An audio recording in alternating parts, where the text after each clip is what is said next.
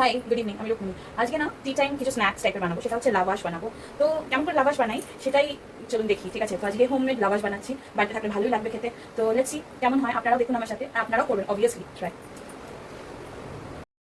এছাড়া আমি 250 ময়দা ইস্টকে আমি ফুলিয়ে নিয়েছিলাম, তার ফার্মেন্ট করে নিয়েছিলাম। ওর মধ্যে একটু তেল, একটু নুন আর একটু বাটার দিয়ে ইস্টটা দিয়ে ভালো করে ময়দাটা মেখে নিয়ে 1.5 ঘন্টার মতো আমি ফার্মেন্ট হতে দিয়েছিলাম। যখন ফার্মেন্ট হয়ে যায় তখন আমি ইয়ারটা পাঞ্চ করে বের করে নিয়ে ওইটাকে ছোট্ট ছোট্ট মানে মোটামুটি লেচি নিয়ে তারপরে আমি যেমন কেটে নিয়েছি আগের স্টেপে, আপনারা দেখতেই পারবেন।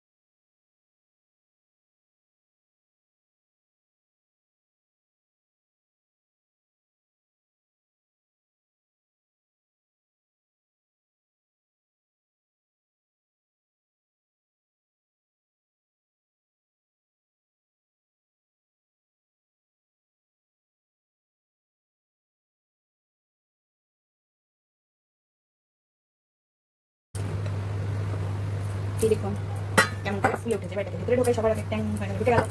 এবার এর থেকে একটু লেচি বের করে নেবো ভালো করে। এই দেখুন গোল লেচি নিয়ে নিলাম। অ্যান্ড দেন আফটার এটাকে এখানে রাখি, রেখে এটাকে লম্বা লম্বি ভালো করে বেলে নিই।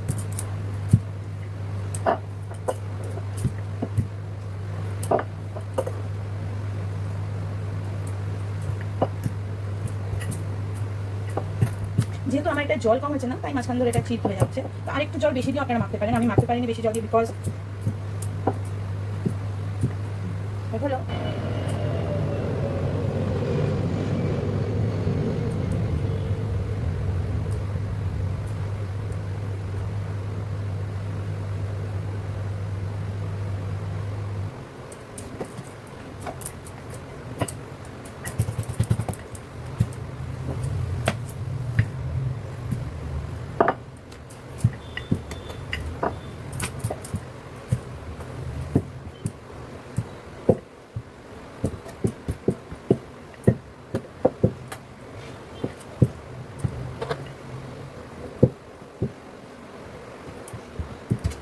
এই থিকনেসটা দেখছেন, এই হলো আমার থিকনেস। এবার এটাকে আমি সরু সরু করে কেটে নিচ্ছি। এবার না আমি এর উপরে তিল ছড়িয়ে দিচ্ছি এরকম করে। এই যে দেখছেন সাদা তিল ইউজ করছে, লোকে ব্ল্যাক তিল ইউজ করে, বাট আমার ব্ল্যাক তিলটা খেতে কেমন লাগে, বিকজ যেহেতু পুজো আর পিণ্ডদানে লাগাই, আমার ব্ল্যাক তিল একদম ভালো লাগে না। বাট স্টিল বাড়িতে করলে তো আমি ইউজই করি না, রাস্তায় করলে সেখানে আমি আটকে দিতে পারবো না, সেগুলোকে সরিয়ে খাই। তো আমি এগুলোকে ড্যাব ড্যাব করে দিচ্ছি একটু, যাতে এগুলো না নড়ে। ওকে, তো এই আমার মাইক্রোওয়েভ ওটিজি গরম হয়েছে।